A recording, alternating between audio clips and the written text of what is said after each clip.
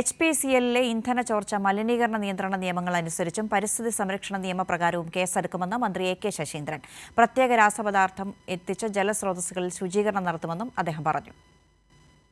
Elathur Hindustan petroleum corporation ലിമിറ്റഡിൽ ഉണ്ടായ diesel ചോർച്ചയുമായി ബന്ധപ്പെട്ട് അധികൃതരുമായി ചർച്ച ചെയ്യാനാണ് മന്ത്രി A.K. ശശീന്ദ്രൻ എത്തിയത്.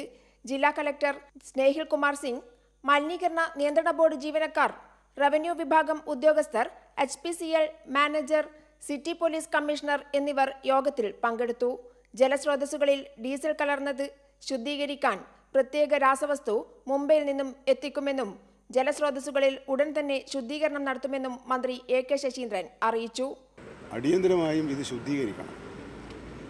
ശുദ്ധീകരിക്കുന്നതിന് ഒരു പുതിയ സംവിധാനം ഇപ്പോൾ ഒരു പ്രത്യേക കെമിക്കൽ കൊണ്ടുവന്ന് ആ കെമിക്കൽ ഈ വെള്ളത്തിൽ കലർത്തി ആ കെമിക്കലിൻ്റെ സഹായത്തോടുകൂടി വെള്ളം ശുദ്ധീകരിക്കുന്നൊരു നടപടിയിലേക്ക് പോകാനാണ്. അപ്പോൾ ആ കെമിക്കൽ ഇന്ന് രാത്രിയോടുകൂടി ഇവിടെ എത്തും.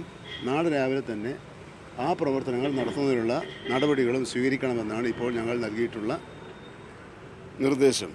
എലത്തൂരിലെ ജലസ്രോതസ്സുകളിലേക്ക് ഡീസൽ പടർന്ന സാഹചര്യത്തിലാണ് മന്ത്രിയുടെ പ്രസ്താവന. മലിനീകരണ നിയന്ത്രണ നിയമങ്ങൾ അനുസരിച്ചും പരിസ്ഥിതി സംരക്ഷണ നിയമം അനുസരിച്ചും കേസെടുക്കും.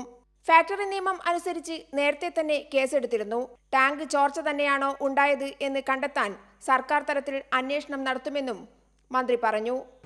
കുറച്ചുകൂടി വിദഗ്ധന്മാരടങ്ങിയ ഒരു സംഘത്തെ ഈ പ്രവർത്തനം പരിശോധിക്കുന്നതിന് വേണ്ടിയുള്ള നടപടികൾ സ്വീകരിക്കാനാണ് ഇപ്പോൾ ഞങ്ങൾ ആലോചിച്ചു കൊടുത്തിട്ടുള്ളത്. ടാങ്ക് ചോർച്ച ആവാൻ സാധ്യതയില്ലെന്നും ഓവർഫ്ലോ ആകാനാണ് സാധ്യതയെന്നുമാണ് പ്രാഥമിക നിഗമനം. കൈരളി ന്യൂസ്, കോഴിക്കോട്.